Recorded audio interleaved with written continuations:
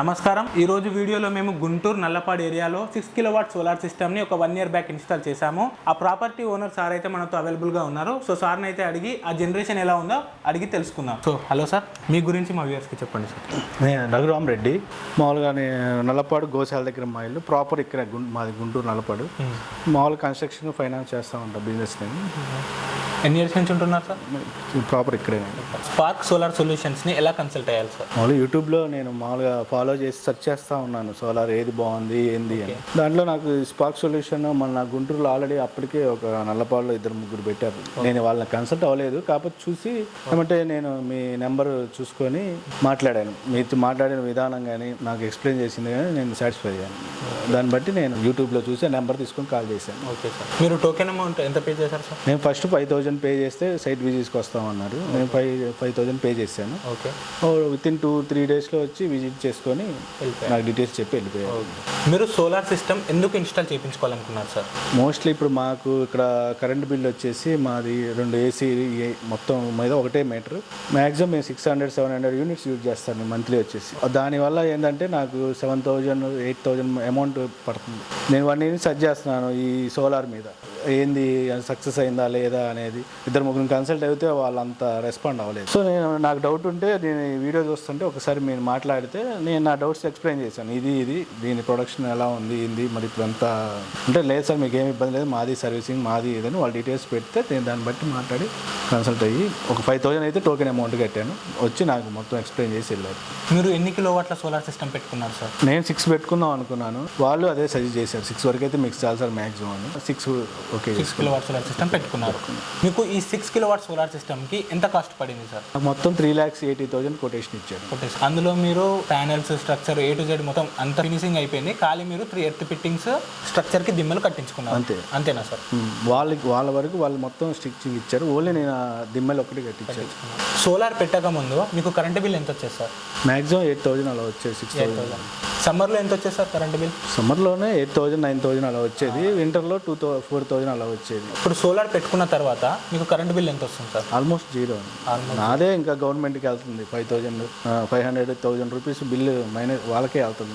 సమ్మర్లో మీకు ఎంత జనరేషన్ వస్తుంది సార్ సోలార్? ఆల్మోస్ట్ 800-850 వస్తుంది. 850 యూనిట్స్ వస్తుంది. క్లీనింగ్ ఇంకా ఉంటే 900 పైనే వస్తుంది.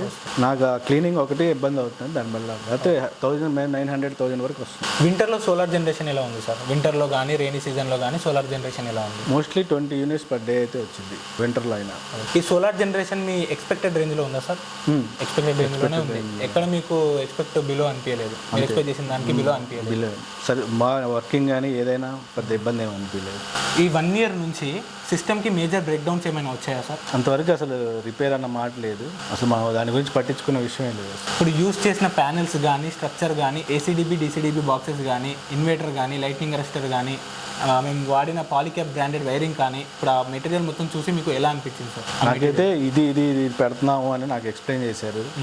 మేము ఓకే అన్న తర్వాత మనం ఏ బ్రాండ్ అయితే మనం ప్రిపేర్ చేసామో అదే మనకి ఏం కావాలంటే ఏమీ మార్చకుండా 100% మంచి క్వాలిటీ ఉన్నాయి మీకు ఇచ్చారు. మీరు వేసుకున్న ప్యానెల్స్ వ్యాటేజ్ ఎంత sir? 590-700 non DCR 2 sides generate అయిద్దని చెప్పారు. Bifacial N type TOPCon bifacial అని చెప్పారు. 1 ఇయర్ నుంచి స్ట్రక్చర్ స్టెబిలిటీ ఎలా ఉంది? స్ట్రక్చర్ మామూలుగా ఇటు ఓపెన్ ప్లేస్ కాబట్టి మాది కొంచెం ఎయిర్ కానీ బాగానే వచ్చింది. ఫస్టే చెప్పాను కొంచెం ఎయిర్ ఎక్కువ వచ్చింది, మీకు ఎలాంటి ఇబ్బంది లేదు అన్న. ఈ వానాకాలం అన్ని చూసాను, స్ట్రక్చర్ అయితే ఇంతవరకు ఇబ్బంది లేదు. రస్ట్ ఇష్యూ ఏమైనా వచ్చిందా సార్? ఎక్కడ రస్ట్ అన్నమాట కానీ మెయింటెనెన్స్ అనేది 0 వస్తుంది. మెయింటెనెన్స్ కాస్ట్ ఎలా ఉంది? జస్ట్ మనం 10 daysకి 15 daysకి అది సమ్మర్లోనే క్లీన్ చేసుకోవాల్సిన మనం తెలుసుకుంటే 100% మనం జనరేట్ అవుతుంది. రెయినీ సీజన్లో మనం దాన్ని పట్టించుకునే పని లేదు. ఓన్లీ సమ్మర్లో ఈ 2 months కొంచెం మనం క్లీనింగ్ పెట్టుకుంటే. నాయిస్ ఇష్యూ ఏమైనా ఉందా సార్? ప్యానెల్స్ నుంచి కానీ స్ట్రక్చర్ నుంచి కానీ ఇన్వర్టర్ దగ్గర నుంచి కానీ మీకు ఏమైనా నాయిస్ ఇష్యూ ఉందా? ఇష్యూ ఏం లేదు. ఇన్వర్టర్ ఫాల్ట్స్ ఏమైనా వచ్చాయా సార్ 1 ఇయర్ నుంచి? ఫాల్ట్ ఏం లేదు. మైనర్ వచ్చాయి. ఇంతవరకు బిగించిన దగ్గర నుంచి మనం అసలు దాని గురించి మధ్యలో ఒకరోజు వచ్చి ఎక్స్ప్లెయిన్ చేసి వెళ్ళారు. ఓకే, ఇది మీకు ఏమైనా ప్రాబ్లం అయితే నాకు ఫోన్ చేయమన్నారు. ఇంతవరకు ఏ రకమైన ప్రాబ్లం అయితే లేదు. Okay sir. ఇప్పుడు మొబైల్ యాప్లో వైఫై మానిటరింగ్ ఉంటుంది సార్. మొబైల్ యాప్లో డైలీ జనరేషన్ మంత్లీ యూనిట్స్ అవన్నీ చూసుకోవచ్చు. అది మీరు చెక్ చేస్తున్నా సార్? చెక్ చేస్తున్నాను. ప్రతిదీ అర్థమవుతుంది. యాప్లో అంత ఈజీగా ఉంటుంది. డైలీ ఎంత ప్రోడక్ట్ అవుతుంది, ఎంత అవుతుంది, మంత్లీ ఎంత, మనం చెక్ చేసుకోవచ్చు ఏ డేట్ నుంచి ఏ డేట్ వరకు మనకు కావాలి అంటే ఆ డేట్ మనం చెక్ చేసుకుంటే మనకు అన్ని యూనిట్లు జనరేట్ అవుతుంది అర్థమవుతుంది. క్లీనింగ్ ఫ్రీక్వెన్సీ ఎలా చేస్తున్నారు సార్? క్లీనింగ్ అనేది నాకు అసలు ఐడియా లేదు. మీ వాళ్ళే ఫోన్ చేసి సార్ క్లీన్ చేస్తున్నారా, మీరు క్లీన్ చేసుకోండి 10 డేస్కి ఒకసారి అన్నారు. నేను సమ్మరే కదా అప్పుడు అంత పట్టించుకోవాలి, మొన్న జనరేటర్ కొంచెం తక్కువ ఏందని అడిగితే మీరు జస్ట్ క్లీనింగ్ చేసుకోండి 10 డేస్కి ఒకసారి అని మళ్ళీ మీ దాంట్లో నుంచి రిమైండర్గా మెసేజ్ కూడా వస్తుంది 10 డేస్కి ఒకసారి క్లీన్ చేసుకోండి బాగుంటుంది. అది మార్నింగ్ 6 కానీ ఈవినింగ్ 6 తర్వాత కానీ జస్ట్ కాదు. ఇంకొకటి మీరు వాళ్ళకి ఏం చెప్పాలనుకున్నారు సార్ అంటే ప్యానెల్స్ కొంతమంది ఏం చేస్తారు అంటే ఆఫ్టర్నూన్లో కూడా ప్యానెల్స్ కడుగుతున్నారు, అలా కడగొద్దు, మీకు అది తెలుసు, మీరు క్లీనింగ్ చేస్తున్నారు కాబట్టి మీకు తెలుసు. మీరు వాళ్ళకి ఏం చెప్పాలనుకున్నారు? మధ్యాహ్నంలో ప్యానెల్స్ క్లీన్ చేస్తే ఏం జరుగుతుంది? మధ్యాహ్నం అంటే మామూలుగానే హీట్గా ఉంటుంది, ఆ హీట్ మీద ఆ ప్యానల్స్లో ఉన్న పైన ఏదో కొంచెం మనకు టెక్నికల్గా ఉంటుంది కాబట్టి మార్నింగ్ మ్యాక్సిమం మీరు మార్నింగే ట్రై చేసుకొని లేదా ఈవినింగ్ చేయండి, మధ్యాహ్నం పూట సేఫ్ కాదు అన్నారు. వాటర్ కొడితే దాని మీద ప్యానల్స్ ఆ హీట్కి పగిలే ఛాన్స్, క్రాక్ ఇచ్చే ఛాన్స్లు ఉంటాయి. So maximum prefer evening or morning అని. ఇప్పుడు కొంతమంది కెమికల్స్ వాడతారు సార్, నార్మల్గా లైజాల్ కానివ్వండి లేదనంటే బట్టలు వాష్ చేసుకునే కంఫర్ట్స్ కానివ్వండి అట్లాంటివి వాడుతున్నారు. దాన్ని అవి వాడొద్దు అని చెప్పేసి మీరు వాళ్ళకి ఎలా చెప్తారు? మామూలు జనరల్లీ మనం ఇంట్లో వాష్ చేసుకునే పైప్తో క్లీన్ చేసుకుంటే సరిపోయిద్దని చెప్పారు. జస్ట్ మనం క్లాత్ తీసుకొని తుడుచుకున్నా వాటర్తో కొట్టినా సరిపోయిద్ది. ఇవన్నీ అనవసరమైన అంత క్లీనింగ్ అవన్నీ చేయాల్సిన అవసరం లేదు టెక్నికల్గా అని చెప్పారు. నెట్ మీటర్ రావడానికి మీకు ఎన్ని డేస్ టైం పట్టింది సార్? నేను పెట్టిన తర్వాత మీ వాళ్ళే తీసుకెళ్ళి ఆఫీస్లో అప్లై చేశారు. ఓకే, నాకు వితిన్ 10 డేస్ లోపే వచ్చేసింది. మీటర్ అనేది మామూలుగా మన అవైలబిలిటీ ఉంటే 10 or 15 డేస్లో ఇచ్చేస్తున్నారు. కొన్ని ఏరియాల్లో ఏంటంటే ఆ మీటర్ ఇప్పుడు ఎక్కువ షార్టేజ్ ఉండటం వల్ల మ్యాక్సిమం 30 డేస్ అని చెబుతున్నారు, అంతకన్నా డిలే అయితే అవ్వట్లేదు. వాళ్ళ కరెంట్ అది మన సైడ్ నుంచి ఏం లేదు, కరెంట్ ఆఫీస్లో వాళ్ళ దగ్గర మీటర్ అవైలబిలిటీ తెల్లారి పొద్దున్నే బిగించినవి కూడా చాలా ఉన్నాయి. సో మన తరపున ఏం లేదు, మ్యాక్సిమం 30 డేస్ లోపే బిగిచ్చేస్తున్నారు. సోలార్ డెసిజన్ కరెక్టేనా సార్? సోలార్ డెసిజన్ 100% కరెక్టే. ఎందుకంటే మనం ఇప్పుడు ఉన్న కరెంట్ బిల్లు వీటి మీద ఇది చాలా మనకు తక్కువ, మళ్ళీ మనం మిగిలింది కూడా గవర్నమెంట్కి ₹2.90 మనకి రిటర్న్ వస్తుంది.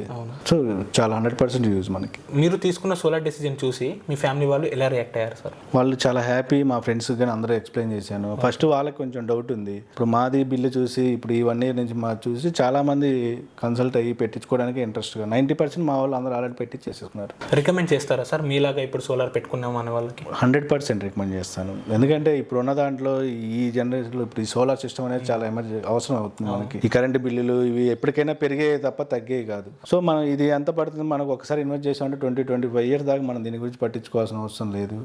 డాక్యుమెంటేషన్ ప్రాసెస్ మీకు ఎలా జరిగింది సార్? డాక్యుమెంటేషన్ ప్రాసెస్ చాలా ఈజీ అయిపోయింది, పెద్ద మనం పట్టించుకోలేదు. అంతా 5 minutesలో వాళ్ళు అడిగారు, నేను ఇవ్వాల్సిన ఇచ్చేసాను. స్మూత్గా మొత్తం ఎంతవరకు చేయాలో అంతవరకు మొత్తం నీట్గా చేసి ఇచ్చేసారు. స్మూత్గా మొత్తం వాళ్ళే చూసుకున్నారు. అసలు మనల్ని ఎక్కడ ఇన్వాల్వ్ చేయడం కానీ ఏం చేయడం కానీ మనకి ఏం లేదు. ఫ్రాడ్ ఇష్యూ లాంటిది ఫ్రాడ్ కానీ అలా ఏమీ లేదు. అసలు మొత్తం లీగల్, వాళ్ళు ఏం చెప్పారో అది మన చేతిలో పెట్టారు కాగితాలు.